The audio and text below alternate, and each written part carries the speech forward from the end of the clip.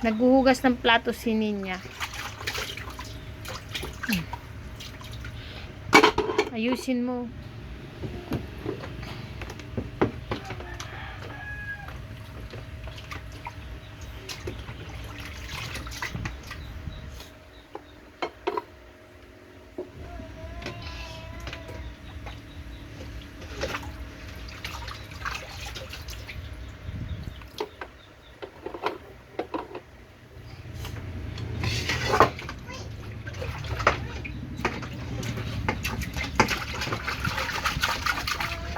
Malaki na daw siya.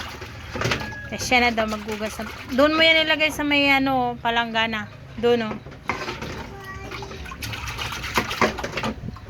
Ngayon mo sira na yung lababo namin. Ah! Oh my God. Hi!